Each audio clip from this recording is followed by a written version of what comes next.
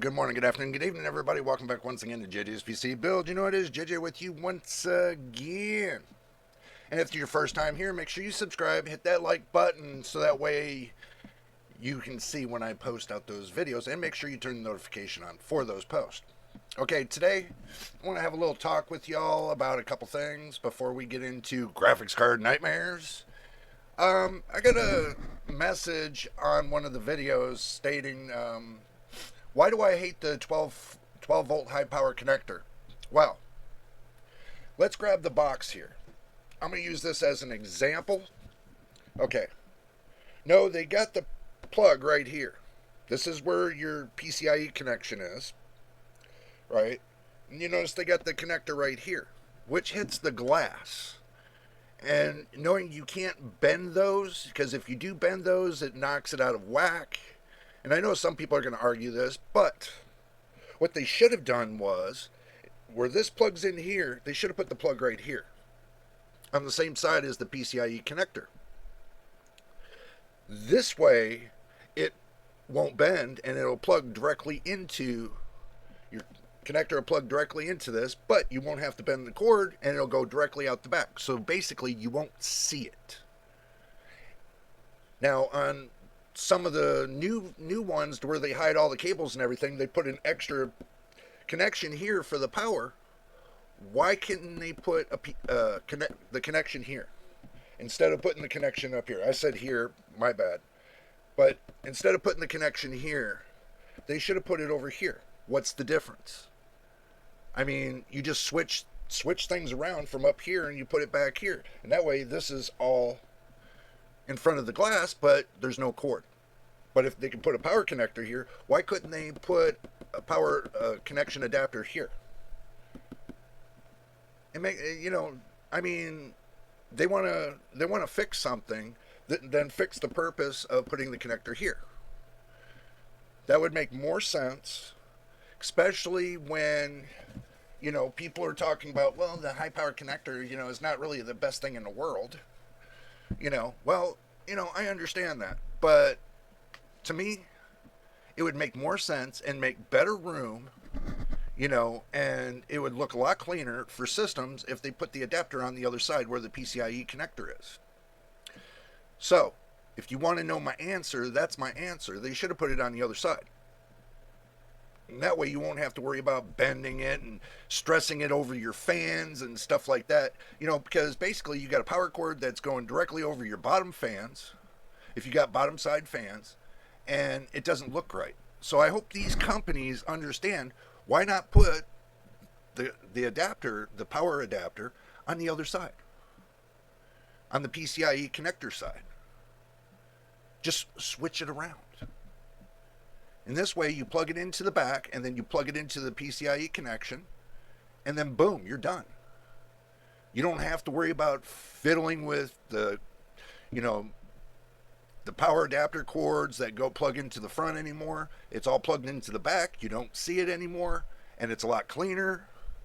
I mean, you can leave a comment down below on what you think about that, but I think they should have put it on the other side. Because if they're building those PCs to where, they on some of the GPUs, they're building that power the PCIe power connection on the plug into the motherboard. Well, why couldn't they have done that with the adapter itself? Why couldn't they have just put the plugs on the other side? Doesn't make sense, because these companies don't come up with great ideas, I think. And this has been a question that's been on my mind for years. Why do you have the cord plugged into the front instead of the other side? I mean, why couldn't you have just moved it to the other side? It's the same amount of room,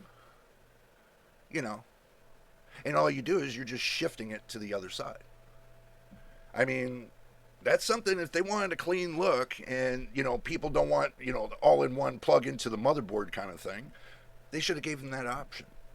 I'm sure Asus will think of that sooner or later. Hopefully they do. And they take this idea and they run with it. Or, NVIDIA or AMD. Instead of having the connectors on the front near the glass of the case, put it on the other side to where it plugs into the back. Some people say, well, there's no room. Yes, there is. You got this much room in the back on the other side where the PCI connection is, because I can see it right from here. You got this much room, and it goes directly into the open slot that's there and just plugs right in. Give an option. You can make two types of GPUs, one that plugs on the backside, one that plugs in front of where the glass is. You know, you can give them that option. I think that would be better than what they're doing now. If they want to make improvements and basically people don't want to look at the cables in the front and where they cross over the fans underneath the bottom, because some people in their cases, they put bottom end fans, and those cords going over them bottom end fans just look terrible. To me, they look terrible. That's the reason why in my case I don't have bottom end fans, because it looks terrible. Especially when you're using RGB and it's lit up and you got that black cord going over the top of it. It makes it look stupid. So maybe they'll come up with the idea of not making it look stupid. So do I hate them? I don't hate the power plug.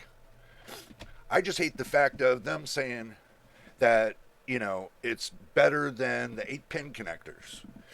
So far, I have an 8-pin connector on this graphics card here, the RTX 4070, 8-pin. Not the 12-volt high-power connector, an 8-pin. And I've been running this for a couple years, and it's never melted. Never melted. Maybe what they should do is put options to where you can choose what kind of power adapter you want on your GPU. If you want the 8-pin plugs or you want the 12-volt high-power connector. Give you a choice, other than saying this is what we're going to put out there and that's all you get. They should have put optional connectors, because I guarantee people are going to want the 8-pin connectors over the 12-volt high-power connector.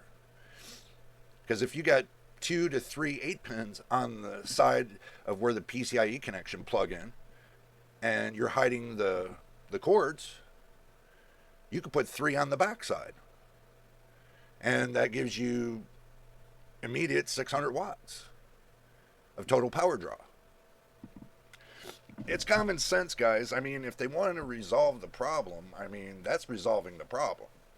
I mean, because my GPU pulls 208 watts, and if I boost up the amount of wattage pull, it'll pull close to almost 220 watts. It could, but I don't push it that hard.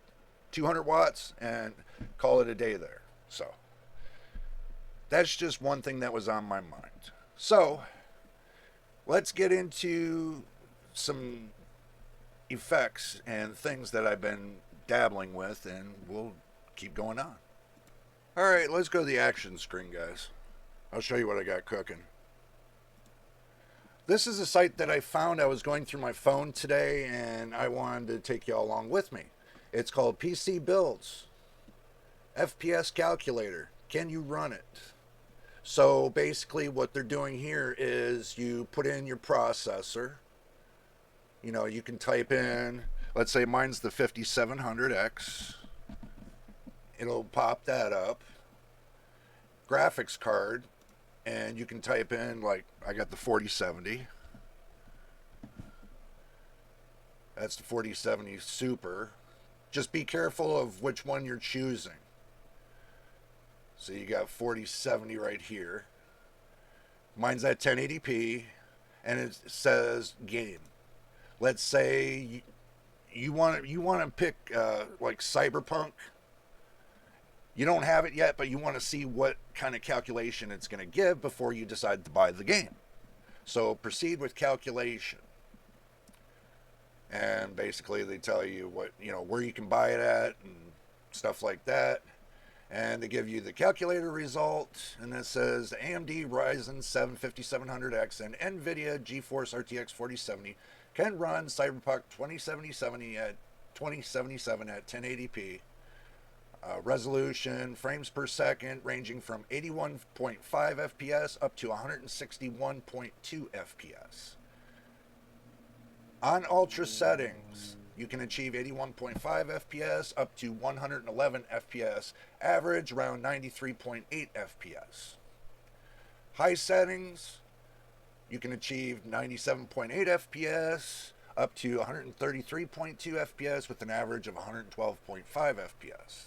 Medium settings, you can hit on an average of 107.5 FPS up to 146 FPS with around 123.8 FPS. Low settings. See, it gives you the low, the medium, the high, and ultra. So I think that's pretty cool. So the low settings, it says I can achieve 118.3 FPS up to 161.2 FPS on an average of 136.2. So it gives you your choices. I think that's really cool, and it gives you a graph too. If you want to look at the graph, it says FPS count by settings: AMD Ryzen 7 5700X and NVIDIA GeForce RTX 4090 and Cyberpunk 2077 at 1080p resolution. Gives you ultra settings, gives you the max FPS, it gives you the average, and it gives you the minimal. So, and it shows you from ultra, high, medium, and low.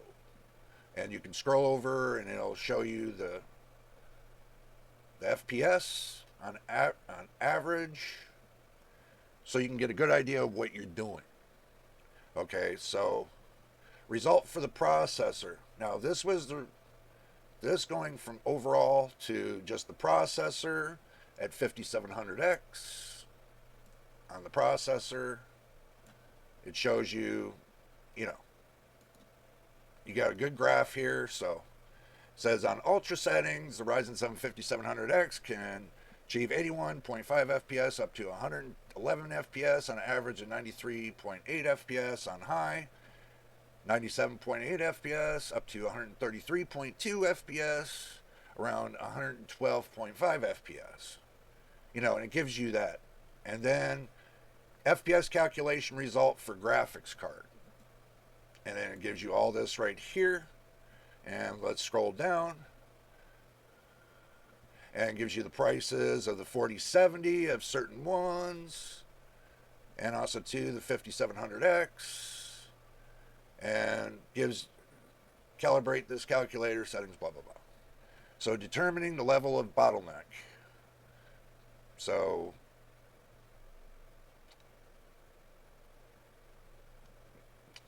far I see nothing.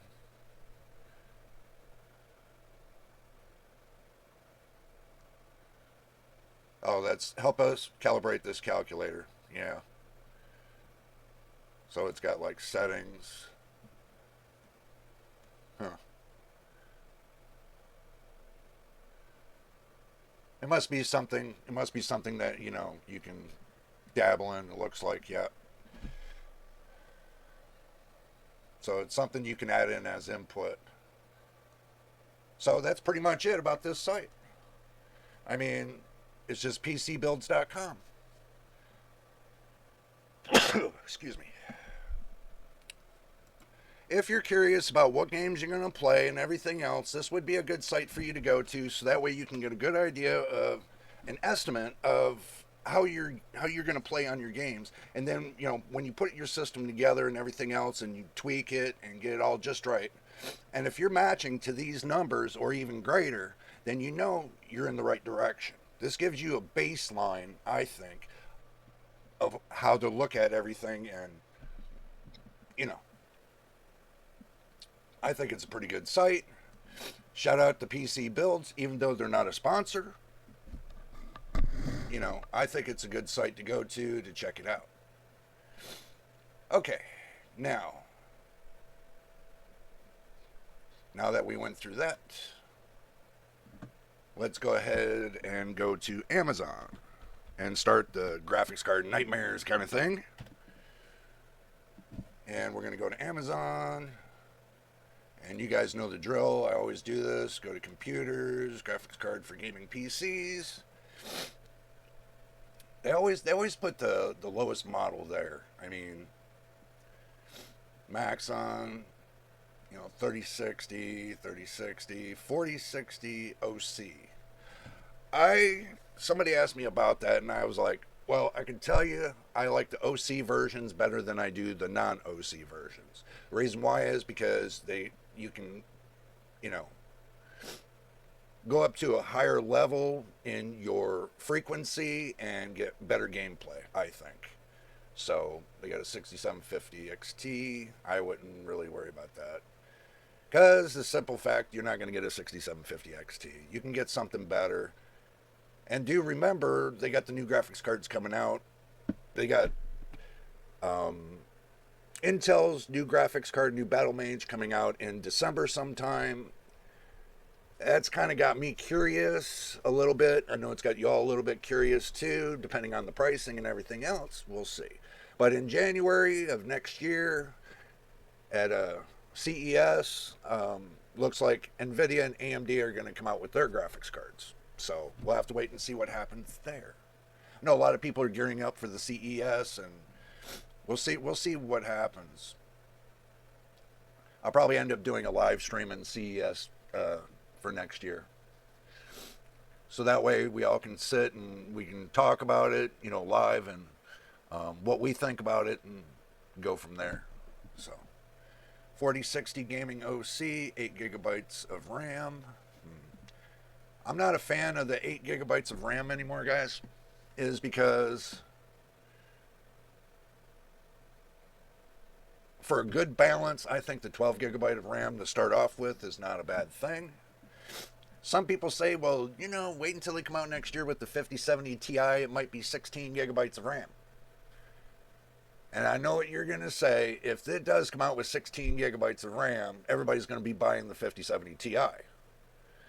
But the way NVIDIA put this about the 50 series, they said the 5090 and the 5080 are going to be more towards machine learning and, professional version kind of thing.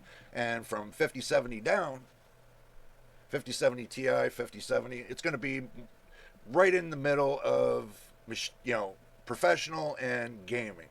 And then below that, then it's pretty much going to be based upon gaming. So if you're going to think about buying a 5080 or a 5090 for gaming, good luck with that, because I'm not sure if they're going to be focusing it right there on gaming.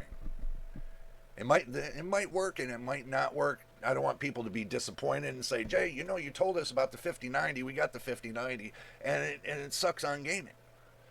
And I'm going to tell you right now, I'm not going to be a fan of the 5090 and 5080 if it's more professional class and it's more or less based upon workloads that are based upon AI and machine learning and stuff like that. I can't recommend the 5090 or the 5080. Now, if they're telling me that the 5070 Ti or the 5070 or the 5060 and so on is going to be more towards gaming, then yeah, I can recommend that to you. But 5090 and 5080 right now, 5090, 5090D, 5080, I can't really recommend it to you, because if they're basing it upon machine learning and stuff like that, y'all can leave your comments and what you think down on this video. Let me know. And I'll be more than happy to read it and respond to it, and like I always do. So, but if you're needing a graphics card for, let's say you got an office computer and you just want to upgrade the amount of graphics and stuff like that, then I would say if you're not going to use it for gaming, that 8 gigabytes will be fine of VRAM. That'll be fine, an 8 gigabyte card. But if you're going to have a little bit of both, I would recommend getting a card that's more towards gaming, because you can still use it for office. There's still multi-purpose cards. That's what I'm telling you. Mostly all the cards that are on the market are multi-purpose. Now, but unless the company restricts it to something that's not within your purview, then I wouldn't recommend it. So, I mean, some people say they can game off of this one right here and do office work and everything else for $259. But at that price, I'm sure you can find better graphics card at $260. I'm not even going to recommend the 4060 or the 4060 Ti. 6600, for that price, you can get something better. Now, the 5080 GTS, I would do the 50 I would do the 5090 GME if you were going to get something like that. GT 610, GT and GTX, out of date. Just keep your mind off of those. The RX 580 is almost out of date. They're just selling these crap cards is because people keep buying them, and they're not really worth. Well, they're worth it too if you're running a business and you're using it just for office, and that might be worth it to you. But for gaming and everything else, it is for older games. But when it comes to the newest AAA games, forget it. I mean, they're not. It's not even worth the time. I mean, this one right here for $360 is definitely. It's not going to be worth your time, because if you seeing the benchmarks on the 7600 to the 7600 XT, they're not much different except for the RAM. The 4070 Ti Super for $800. If you're going to spend $800 on a card, I would wait for the next generation. If you're going to spend $800 on a card. Well, looks like we got to the end of this. Let's go ahead and go over to Newegg. Newegg. Let's see what they got cooking there. Black Friday deals are almost over. Make sure you all get into the Black Friday deals. Graphics cards. Oh, looks like they got a, what is it? 4070 Ti Super for $750. Comes with the game. Limited offer. Oh, might be a good one. But 7800 XT, overclock, gigabyte, not a fan. Even though that the price looks good, I've seen it down to $429, and with 2 games. So you just have to wait for the best deals to come out. 4060, no. 7800 XT, look at that, $449, $450. It's coming down. That's an ASRock. 7900 XT for $650 with $15 off with promo code. So brings that what? $635. That's putting 20 gigabytes of VRAM, and basically 7900 XT is great in rasterization. If you're looking for something like that. Because if you're just looking for rasterization, you're not looking for ray tracing, then, that would be a good way to go. I'm not a fan of Gigabyte anyway. And Gigabyte's probably saying, well, Jay, why are you not a fan of Gigabyte? What's the matter with you? Well, the problem is this. The way they make their motherboards, you can't understand it. It's all in gibberish. Trying to put it all together, it's in gibberish. When it comes to their graphics cards, the problem is that little foot that's on the PCIe connection keeps breaking off because it's too thin. And that's where, you got data control and power and everything else going through there, traces, and it breaks off. Guess what? You spent $600 on a graphics card. You just pissed away $600 if you go to insert it wrong into your motherboard. And also, too, taking a gigabyte graphics card, plugging it into, let's say, an Asus motherboard, they don't play nice. It's more or less you got to plug it into a gigabyte to a gigabyte motherboard in order to get some kind of benefit from it. And then when you go into the BIOS section in their motherboard, that's crap. It's so confusing. That's the reason why I'm saying I'm not a fan of it, because of the confusion. They put everything up there and make it so confusing. Your everyday person that just started out learning how to build PCs doesn't need to be in that state of confusion. Now, with Asus, on the other hand, is a different story. I don't have that problem. Everything's self-explanatory. Everything is labeled correctly. Like the fans on the motherboard, everything is labeled correctly. So I give a thumbs up to Asus having all that in that factor. And plus, I'm running an Asus graphics card with an Asus motherboard. I don't have a problem. It runs better than what I would have thought of, but yeah. I mean, but I'm not a fan of Gigabyte until they prove me wrong and send me something that's of value, that's going to change my mind.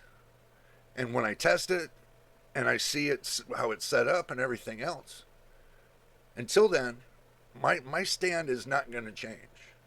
So, and I hope y'all understand that, and I hope the fanboys understand this, because when you're new to the game and you're just getting in there to learn how to build your own PC, you don't want it so confusing.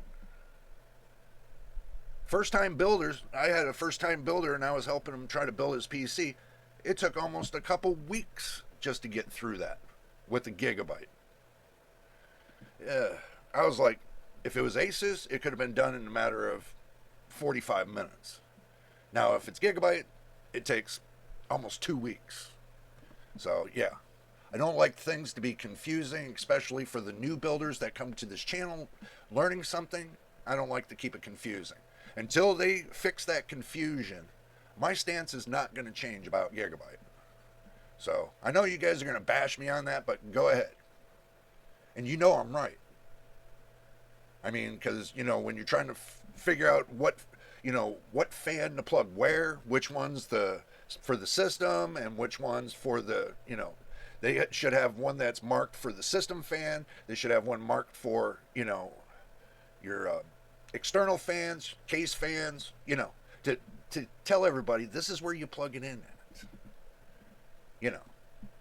And especially what pisses me off about all motherboard manufacturers is that when it comes to the RGB, they give you one connector to connect all your RGB on one connector, instead of putting several on the motherboard for the RGB. They give you one. They give you one for 12 volt and they give you one for the 5 volt. That's it. And 12 volt is extinct now.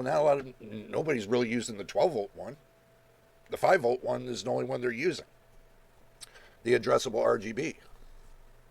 So if they wanted to do something that's more constructive, they would give you at least one connector for every fan that you have on your case.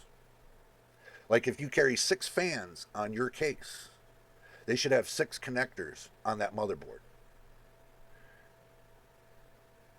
with the fan and the addressable RGB. 1 and 1.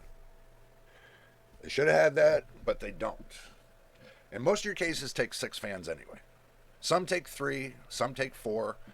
Depends on what kind of fans you use. Mine takes 6.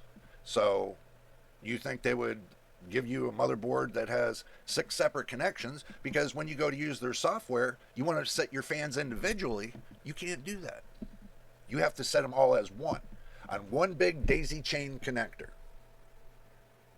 Some people don't want to go and buy a hub to plug into for the RGB. They think it's nonsense, just like me. That's the reason why I got this. It's called remote controlled. Remote controlled. Okay, now if you get one that, and let me bring you guys back to the main screen for a minute. When they say remote controlled, I listen to reviewers do this. Oh, it plugs in remote controlled. Okay, remote controlled to what? To the software? This is no software. This is directly connected into the power supply. All my fans are connected directly into the power supply. This controls the fans, the lighting, the colors. This controls everything. The auto sequence, because you can have it going into an auto sequence. You can pick your own sequence. You can have your memory sequence, the ones you put into memory. You have all your colors and everything else on remote control. See that? See where it says F plus and F minus? That's the fan control. See, you got your sequence, you got your memory, you got how bright you want them to be, and everything else. Auto, you're on and off. You can turn your fans off.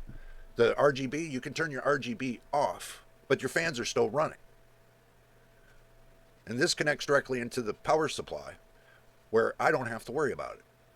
and everything runs off of this. The batteries are cheap, so I don't have to worry about it. So, and yes, they sell them on Amazon. You can find them all day on Amazon, remote controlled. But when a company says, "Oh, we sell you a remote controlled wireless fan," and they don't give you this right here, it's not remote controlled wireless. This is remote controlled wireless. And some reviewers need to get their shit straight, because obviously they don't. Plugging it into your motherboard is not remote controlled wireless. This is remote controlled wireless. So, let's go back to the action screen and continue with our journey. Okay, let's see. 1660 Super, nah. 4070 Super Evo OC for $600. Plus with the game, and not a bad deal. I don't trust any of these off-brands. Gigabyte, nope. Zotac, not a fan of Zotac. Too much of a fan, but they're not that bad neither. Okay, they're not that bad neither. This is a Zotac Gaming 4070 Twin Edge OC overclocked, GDR6X, 21 gigabits per second, PCIe 4.0 compact. Look at that, compact. And comes with the game. What? Look at this. A 4070. $500 right here. Right here. $500. And with the game, that brings it down to $450. And this is the lowest price you're going to see in a long time. And this will fit into any 2-fan case. This will fit into any 3-fan case, because this one right here is 2 fans. This is 2 fans. Wow. And put that back there.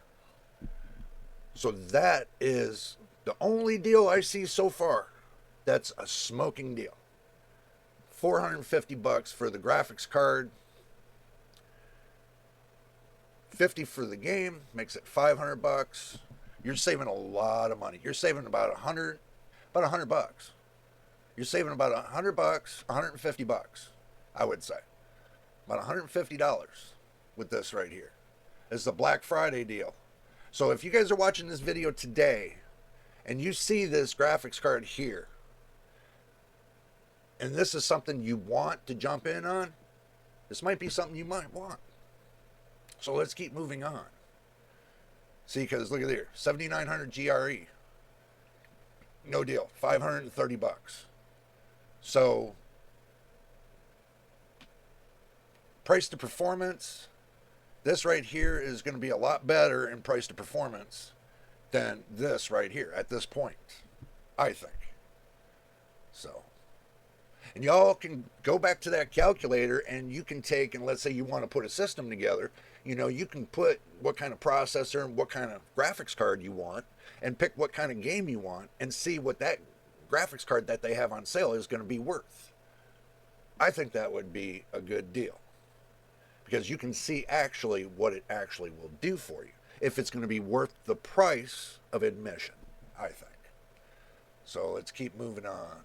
See if we see anything good. So far, Newegg's got one good thing that I see that's worth it. This is not the OC version, so no.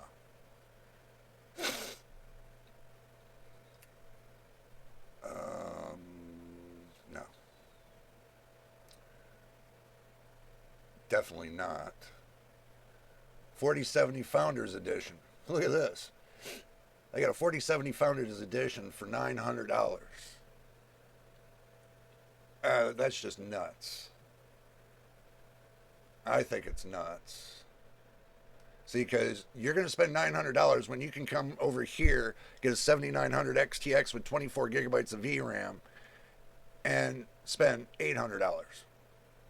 And it's $100 cheaper to a 4070. And definitely will outperform. This 7900 XTX will outperform the 4070. Even though that I got it, it will still outperform it. So I don't foresee that being a good deal. Um, no, too expensive, too expensive, too expensive. Coming soon. They got something coming soon.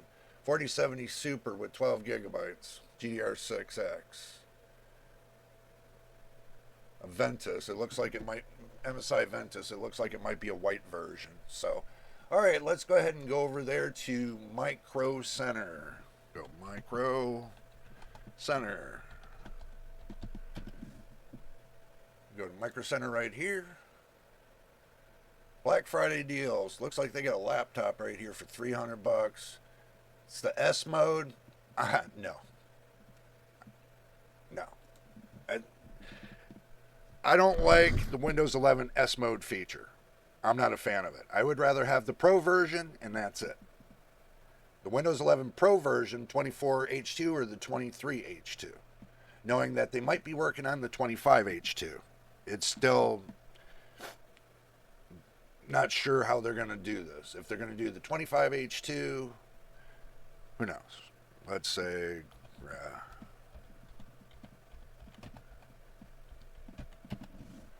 let's do the graphics cards. Hit the accept button here. Okay, 7 items to ship. Let's see what they'll allow you in the shipping zone. 4070 Ventus, 519 comes with Indiana Jones and the Great Circle, free. Not a good deal. One single game, I don't see it really being a good deal with one single game. A little too high a price on the 7700X.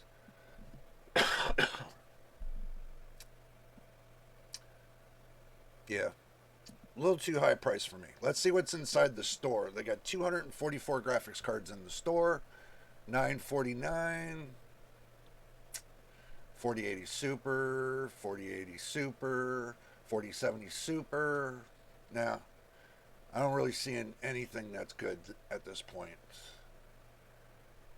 4090 Tough makes that about $1,770 for a 4090 Tough.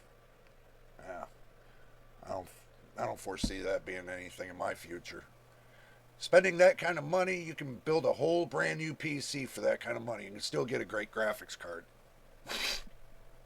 That's more or less like for the ones that really want that graphics card. See, Prime overclock. Okay, looks like they got Prime overclock. I guess because it's got the word Prime in it. No. Don't look like there's much good deals on this week, guys. I seen one on Newegg. Let's see, 4060 gaming overclocked for $284. Well, that's if you guys want a gigabyte, and like I told you, I'm not a fan of gigabyte.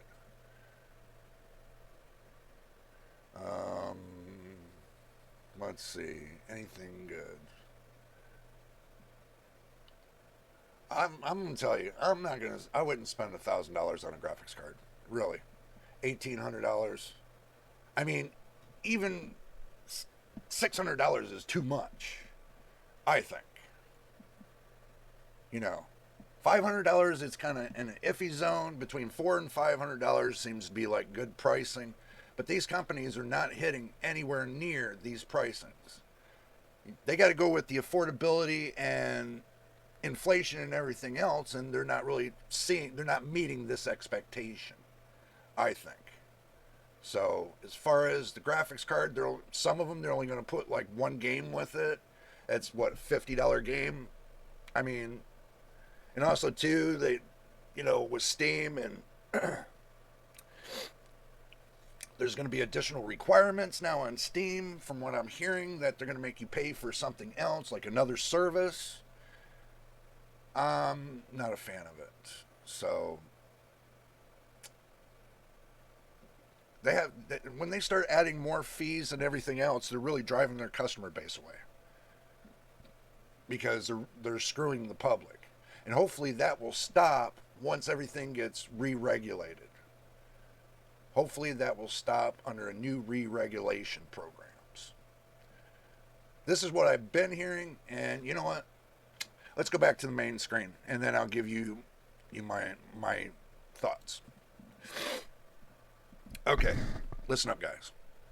From what I'm seeing, there is only one graphics card that drew my attention that was worth the price of admission. And I'm trying to get back to it. And I got it marked right here. So the one that was worth price of admission is right here. Right here. This one right here. This was worth the price of admission. Is because it's a 4070 twin edge.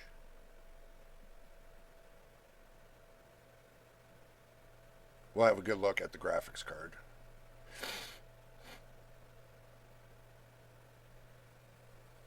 They got a white and they got a black, it looks like. Doesn't look like a bad card.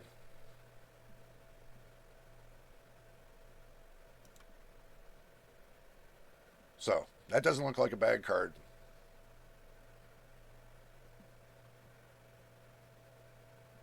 Live to game. That's what it says. So, looks pretty good. For $500, $50 off on the game. Says right here, get digital premium edition of Indiana Jones and the Great Circle. So, not a bad deal. Not a bad deal. So, I seen one good deal and the rest of them nightmares. The rest of them nightmares. So I'm not really seeing it this month. You know, maybe next month they might have something better. But there's only one graphics card out of all the things we've seen today that was worth the price of admission. And I know some people don't like the 4070. I got it. And I've been using it for a couple years now. I haven't had no blue screen of death, no crashing, no nothing. I made my videos. I made plenty of videos over the period of a couple years. Never had any problems. It's worked beautifully for me, so that's what I look at. As far as the FPS, I showed you guys that it gets pretty decent FPS on this graphics card. I'm sure if you go to that FPS calculator, you'll see that, you know, what it'll do for you. You can choose any game you want and see what kind of FPS you'll get from that game.